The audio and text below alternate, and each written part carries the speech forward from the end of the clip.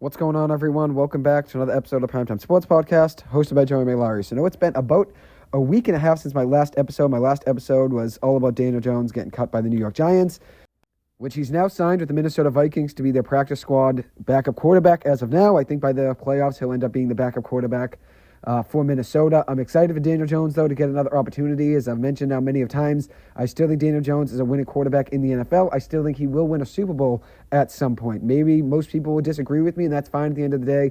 We can all have our own opinion. That's the beauty of sports, like I've said before.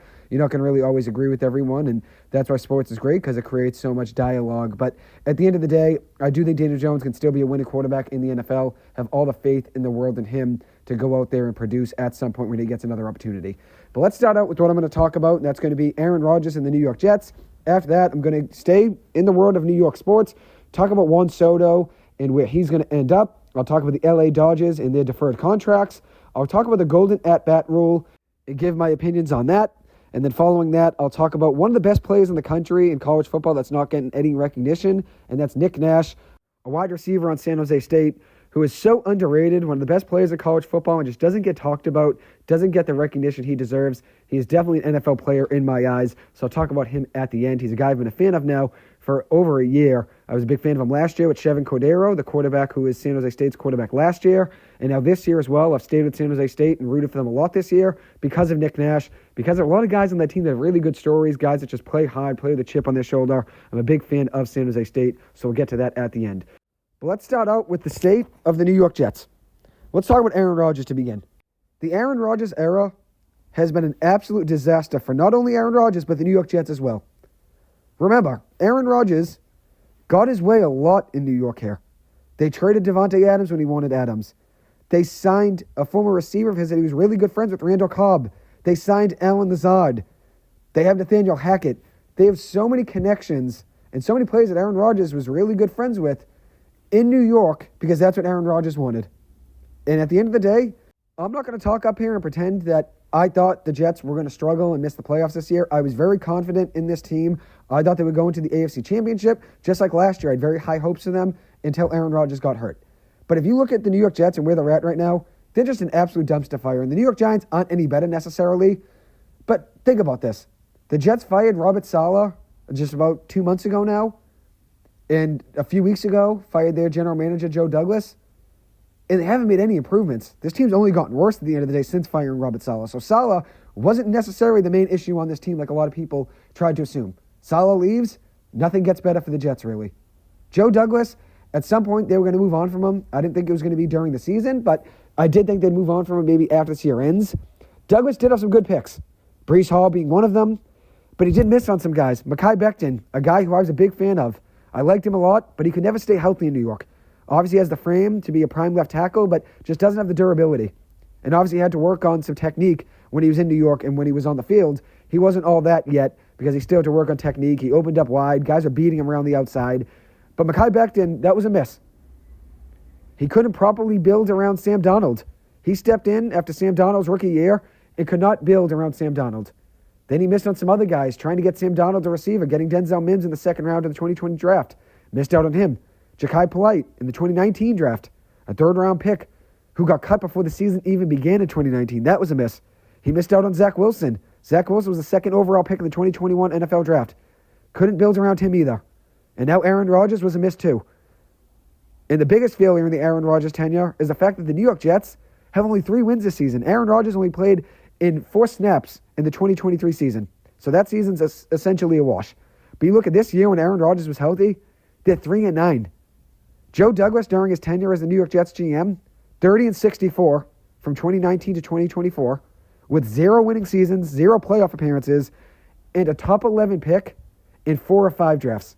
That's just a dumpster fire, the definition of it, the textbook definition of a dumpster fire. And since Joe Douglas took over as the GM, the Jets are tied for 30th in win percentage, and this is a stat from about 2 weeks ago, so it might be a little bit different now, but the Jets are tied for 30th in win percentage during the Joe Douglas era, with a 16.99 point per game average, which is 32nd in the NFL, 290 yards per game on offense, which is 32nd in the NFL, and a minus 636 point differential, which is 32nd in the NFL.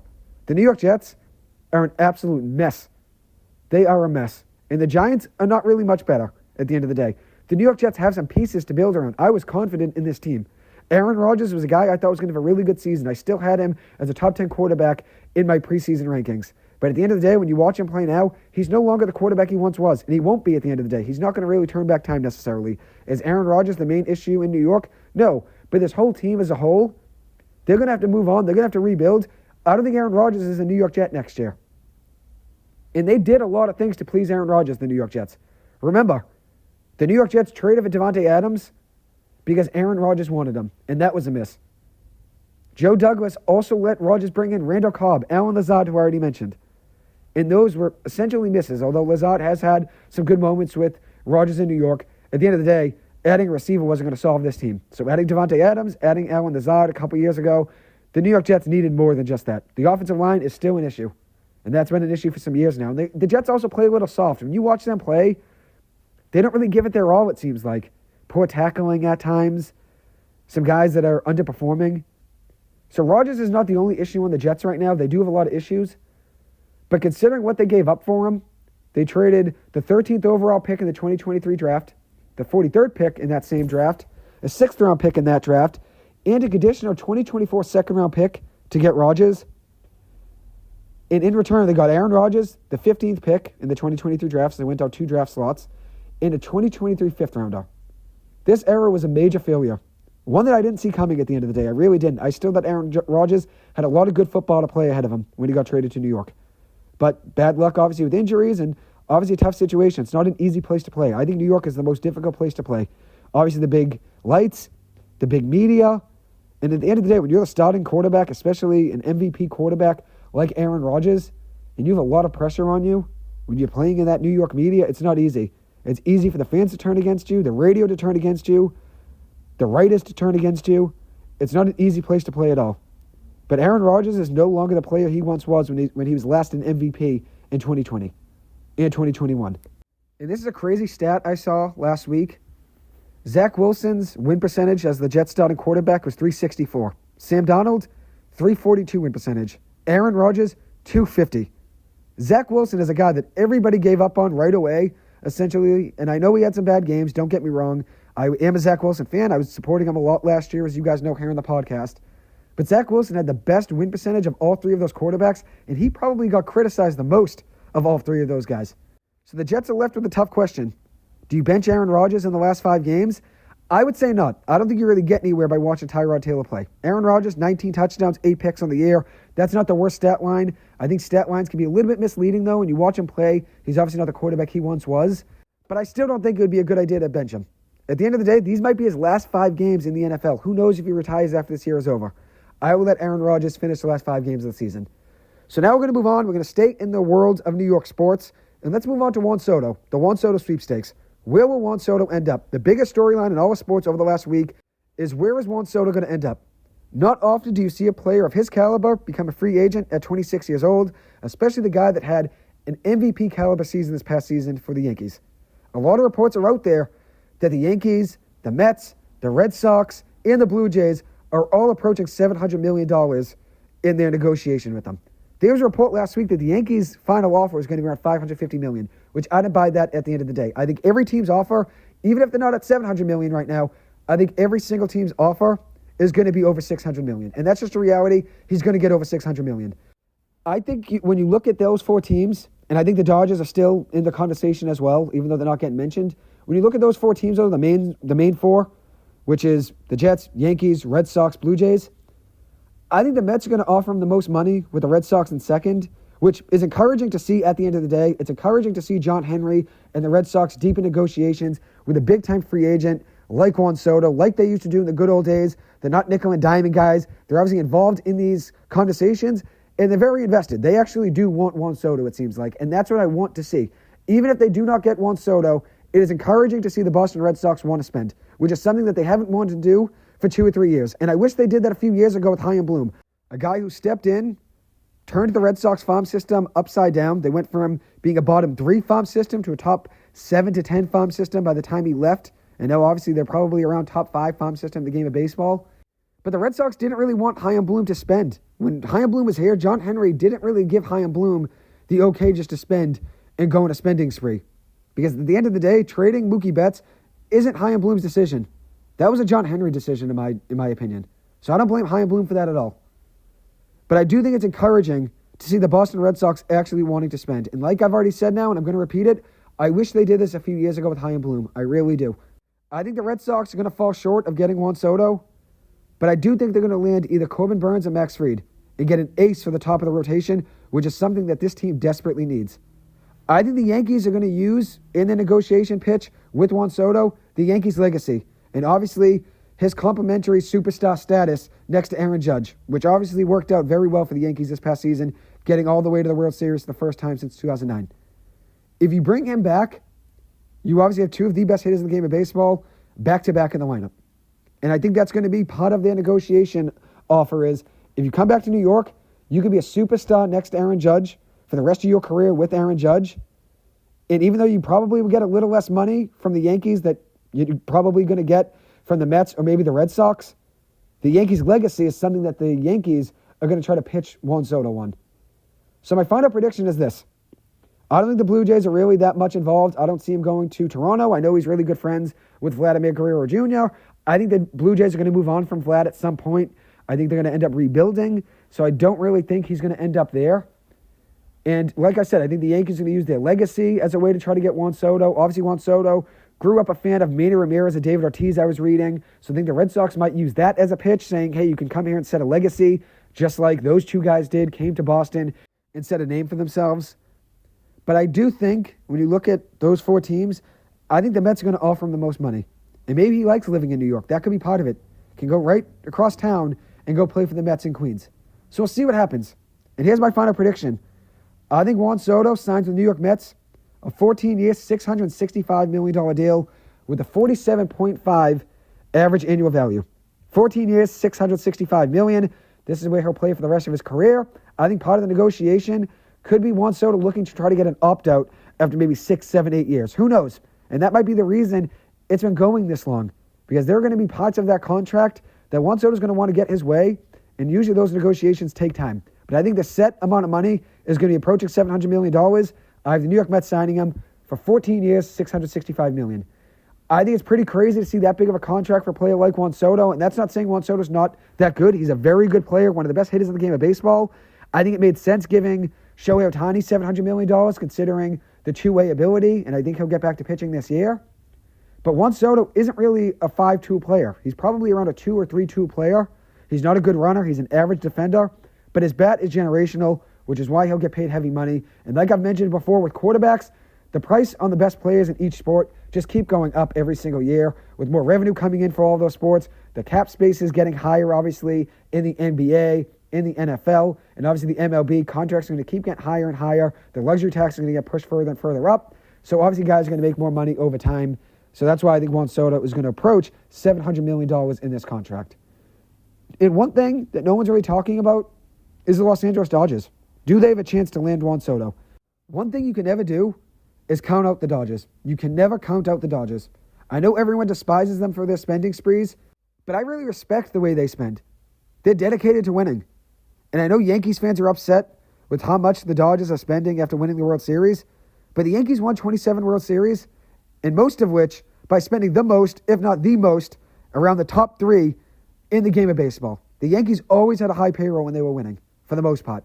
And the Red Sox have won a lot of championships by spending as well, too. So the Dodgers can't be criticized when other teams have done the same thing in the past. Other teams have done the exact same thing.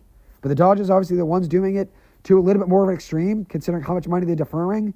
And that's probably why a lot of people are upset with them. But the reason I respect the Dodgers, and I've talked about that a lot over the last 2 or 3 years on this podcast, is that the Dodgers are dedicated to winning right now by spending on a top free agent, trading for a big player like Tyler Glasnow, spending last year on Yoshinobu Yamamoto, spending on Shohei Ohtani, and then this year signing Blake Snell. They are just dedicated to winning. Signing Freddie Freeman a few years ago, trading for Mookie Betts. This team is dedicated to winning. And obviously, we're talking about the players they're bringing in at the major league level. They're so good at developing talent as well. The Yankees, the Dodgers, the Red Sox, they're always top in spending. But the Red Sox will have down years in their farm system like we saw from like 2019 to about 2021 before Chaim Bloom really started ramping things up and the Red Sox farm system became a lot better. The Red Sox had some down years, and obviously Chaim Bloom did fix that for them. But the Yankees had some years as well where their farm system wasn't that great. The Dodgers have consistently had a very, very good farm system while spending the most in the game of baseball, just about. And that's why they're so successful. Because they're dedicated to winning right now and winning in the long term. And that's hard for teams to do, but the Dodgers have found a way to do it.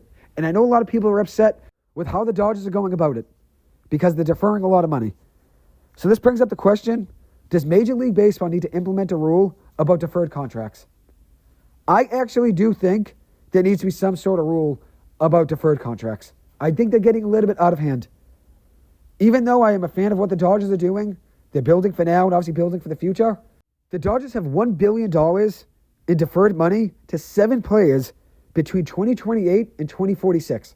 Between that 18-year window, the Dodgers have $1 billion in deferred money that they're going to owe to 7 players. 7 players. $1 billion. And that's the crazy thing, is that the line hasn't stopped here. If they sign Juan Soto, there's probably going to be some more deferred money in there. But the reason they're deferring money is to try to keep them competitive right now. If Shohei Ohtani doesn't defer $680 million out of his $700 million contract last offseason, they probably don't have the money to go out and sign Yoshinobu Yamamoto. Because Yamamoto probably wouldn't have backloaded a lot of that money at the end of the day. He wasn't going to defer that money. He got a lot of it up front as a signing bonus. So you don't have that money if you let Shohei Ohtani take all of the money that he was getting and giving him all $70 million each and every year. The Dodgers knew what they were doing deferring that money. They knew it would keep them competitive for a lot of big-time free agents. And obviously some extensions as well. They gave Tyler Glasnow some money last offseason as well. But Shohei Ohtani had $680 million of his $700 million contract deferred. All of it being deferred from 2034 to 2043. That's $680 million. That's 97% of his contract being deferred. Freddie Freeman, he's getting $57 million from the Dodgers, 35% of his contract from 2028 to 2040. He signed a $162 million deal over 6 years, which he'll be a free agent after the 2027 season ends. But he'll be getting paid $57 million total between 2028 and 2040. That's 35% of his contract. He will be paid after this contract ends. Then you look at Mookie Betts. He's going to get $115 million of his $365 million extension, which was a 12-year deal through the 2032 season. He's going to get $115 million of that, which ends up being around 33%.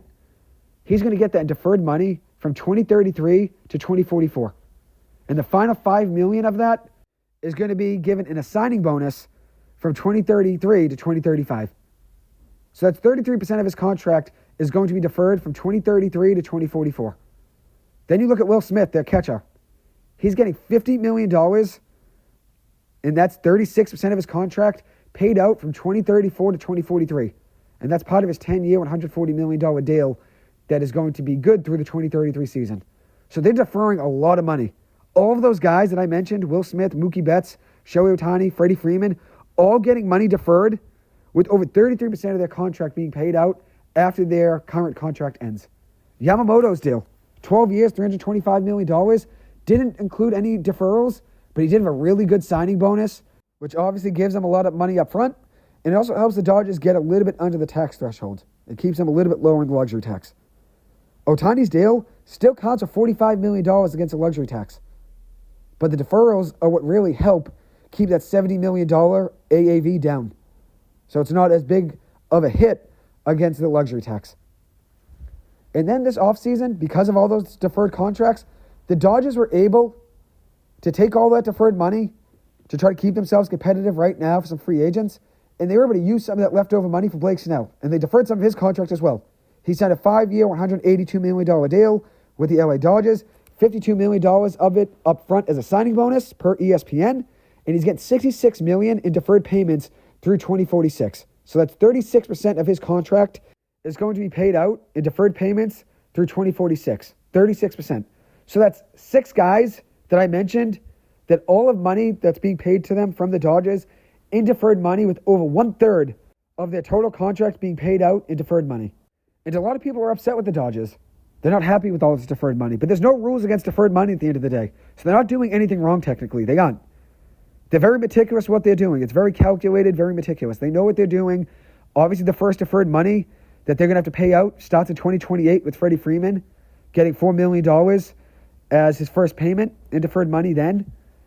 And then their last deferral payment is going to be in 2046 when Blake Snell is going to get $5.5 million, his last payment on July 1st of 2046. So the Dodgers aren't doing anything wrong at the end of the day. I know a lot of people are upset with them for what they're doing, but they're not doing anything against the rules.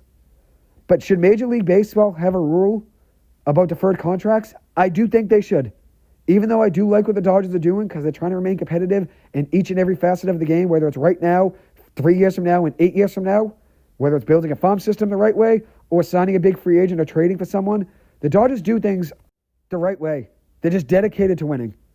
So I know a lot of people aren't happy with the deferred money, but they're not doing anything against the rules at the end of the day. I know it's extreme the way they're doing it with all this deferred money, $1 billion being owed to 7 players through 2046. I already mentioned 6 of the players, and one of them I forgot to mention was Tommy Edman, who they just signed again this offseason, gave him a new deal, and he ended up getting some deferred money as well. I know a lot of people are upset with it, but the Dodgers aren't doing anything wrong technically.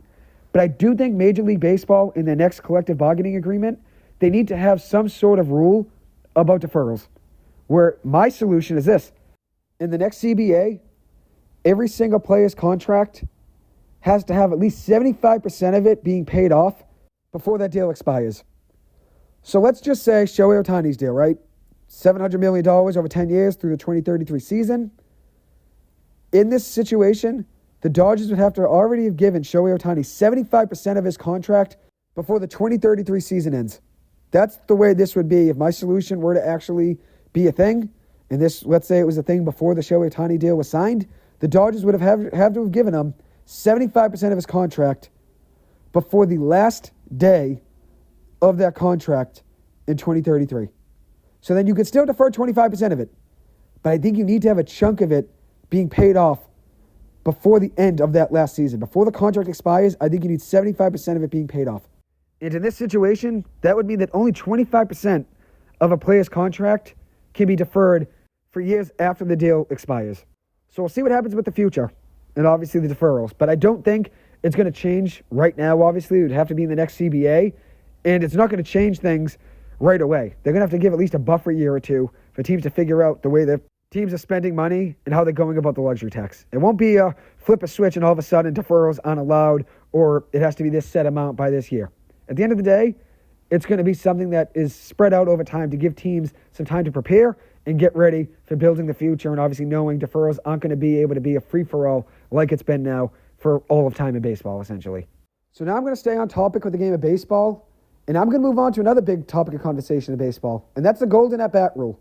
The golden at-bat rule is something that Rob Manfred mentioned on a podcast over the last month, and his proposal was this. Once a game, a manager could take any player in their lineup and put them up at the plate. They could substitute whoever's on deck, take them out, and put up whatever player they want at the plate.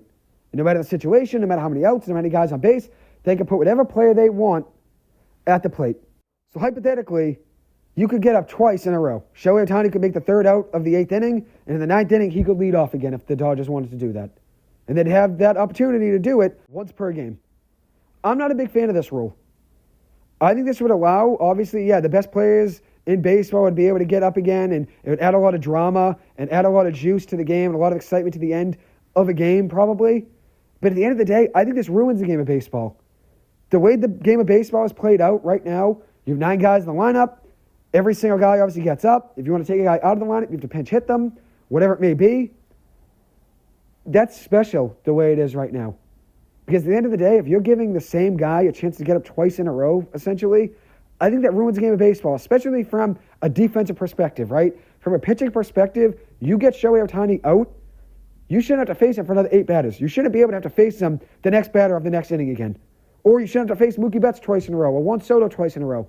That's just not right. I think baseball, and obviously all sports in general, they're taken away from the value of defense. The NFL has implemented so many rules to prevent you from playing defense. Pass interference obviously has become a topic of conversation, something that's obviously been something that's been debated about whether or not the refs should call more pass interference calls. The quarterback can't really be touched anymore without it being a roughing the passer call. So defense is getting taken away. It's all an offensive perspective in every single league. Look at the NBA. Nobody really plays defense anymore for the most part. It's all about shooting threes. The NBA is all about offense. The MLB is trying to make this all about offense and taking away from pitching, taking away from the philosophy of, okay, if I get Shohei Ohtani out right here with my guy out of the bullpen that I want pitching against him, we don't have to face him for 8 more batters. But baseball wants to make it more of an offensive game. Try to appeal to more people. Just like the NBA, as I said, it's all about shooting threes. Nobody really wants to play defense that much anymore. College basketball the same way. Everyone just wants to shoot threes and put up big points. The NFL, it's all about passing the ball in the NFL nowadays.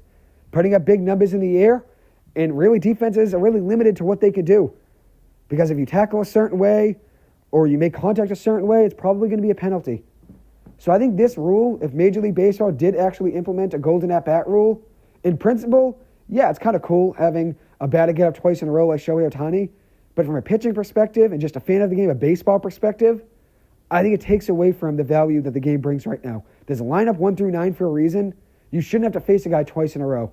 I don't really like that idea. This is Major League Baseball, professional baseball, a sport that didn't want to change for decades. The pitch clock was something it never wanted to implement. And obviously that did speed up the game of baseball. Maybe it appeals to a little bit more people now.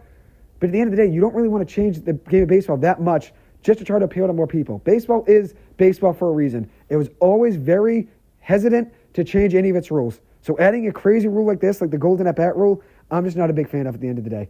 So we'll see what happens. There's been obviously a lot of backlash online, and I think Rob Manfred has heard that. So he's obviously telling fans to, not worry too much. This isn't really too far in the process. But I'm still not a fan of the proposal of it. I think if you're adding a golden at-bat rule, you're not too far away from adding an automatic strikeout rule in a game where you could strike out any batter you want in any situation. I just think this gets a little crazy. Not a really big fan of the rule in general. As I said, if you get Shohei Ohtani out, you shouldn't have to face him until that next 8 batters, then that 9th batter you'd face him again. You shouldn't have to face him 2 times in a row. I just think that's crazy at the end of the day. Not really a big fan of that. So now I'm going to move on to my last topic. Now I'm going to switch over to the game of football again. I'm going to talk about some college football really quick. And that's San Jose State football, a team that I became a fan of last year. They started out this season in the 2023 season at USC. Big team on the road. Caleb Williams coming off his Heisman season. Had a lot of buzz around him as the number 1 overall pick potentially in the 2024 NFL draft. So that game last year against San Jose State was something I remember getting televised. I watched it on TV. And I remember watching that game saying, wow, this kid Chevan Cordeiro could play. And then Nick Nash had one of the best catches I've seen in college football for a touchdown in that game. And I remember watching him play, and I said, wow, this kid can really play. And I mentioned him a lot on the podcast last year, Nick Nash. Whenever I talk San Jose State football, I talked about him. This is a wide receiver in San Jose State, one of the most underrated players in college football, and I think one of the best receivers in the country. He's just not getting talked about that much. And San Jose State as a team isn't getting talked about that much. But this is a team, we'll find out tomorrow where they're going to go for a bowl game, but they had a successful season already. And as I said, I became a fan of them last year, where I'd watch their games lightly, but if they win or lose, it's okay at the end of the day. I'd hope Cordeiro did well. I'd hope Nash did well. Now I'm just a big fan of the team. I'm a fan of Nash, but I'm a fan of the team as a whole. And I know one thing they were doing this season was rotating the quarterbacks, Emmett Brown and Walker Eggett, which I think sometimes can give a team a spark on offense, but at the same time, I think it's kind of a little bit too hard for an offense to really prepare. Obviously, Nick Nash is going to run maybe a little bit different routes with Eggett than he does Brown. I think Eggett did surprise me a little bit towards the end. Finished the regular season, 2,200 yards, 11 touchdowns, 9 picks. Brown finished with 1,621 passing yards, 16 passing touchdowns, 5 picks in 8 games. Only a second-year quarterback, a first-year starter, transfer from Washington State. I think Eggett's been solid the last few games. He did really struggle against, it was UNLV, but he's been solid for the most part towards the end of the season. I think Brown is the better quarterback. I think he gives them the better chance to win, but it seems like Eggett will be the guy that San Jose State rolls with in the bowl game. But now let me turn back to Nick Nash, who I think is the most underrated receiver in the country and one of the best players in college football, who I think for sure will be an NFL wide receiver. I see him as a second-round pick, but he hasn't even been projected to be drafted in a lot of the mock drafts I've seen, which is pretty crazy at the end of the day. And I don't really know why. I know he's on the older side, but when you watch this kid play, he gets open with ease and deserves more praise. Something that doesn't get talked about enough is his reliability, getting open over the middle. If they need a big play, he's always there. They're in the red zone, 4th and goal from the 7-yard line. You can always count on Nick Nash to get open. He's a major reason I became a San Jose State fan over the past year. His body control in the air, catching passes, his ability to get open over the middle of the field, his ability to make a big play, all of that is off the charts. He always makes a big play when you need it. And that's something that shows up in film. And that's when you're watching a play. You look at his stats are unreal. I mean, I'm going to get to his stats in a second. But I'm saying when you're watching him play, you see one of the best receivers in the country. I don't understand why a lot of these scouts and a lot of these writers online aren't talking about Nick Nash as one of the best players in the country. Look at his stats. He led college football in all 3 major receiving categories: receptions, receiving yards, and receiving touchdowns. 104 catches, 1,382 receiving yards, and 16 touchdown receptions. Also added 2 passing touchdowns as well. He was a former quarterback at one point earlier in his career at San Jose State. But he led college football in all 3 categories. He's the 4th player to ever win the Triple Crown in college football. The 4th player ever to win the receiving Triple Crown, which is very, very impressive. But for some reason, that's not getting talked about. And I know there's a lot of good receivers in this year's draft. But Nick Nash is an NFL receiver. And if I was drafting, he's a second-round pick in my eyes. I understand maybe to some degree the age becomes a little bit of a problem for some people, and that's why he might slip a little bit in the draft. But if he's not a first-round pick, and I get that at the end of the day, he's a smaller school, didn't really play any Power 4 teams really this year, besides Stanford, and then also they did play as well Oregon State, which I don't know if you consider the Pac-2, in Washington State they played as well. I don't know if you consider those two a Power 4 team still technically. I guess they technically are. But at the end of the day, he didn't play many big teams this year. I get that, but that's not his fault. He's not the one making the schedule. But no matter who they play, he's always balling. He's always going out there and making plays. Nick Nash deserves more credit, and he's a guy that should get more praise in the NFL draft scouting. He should get more praise. The only reason I don't have him as a first-round pick is obviously because of the age. I think that's going to factor in. But at the very least, he's a second-round pick in my eyes. He's an NFL receiver. Puka Nacua is a guy, when I read about him going into his rookie year with the LA Rams, I read about him in training camp. And the main thing that McVay loved about him was his ability to get open.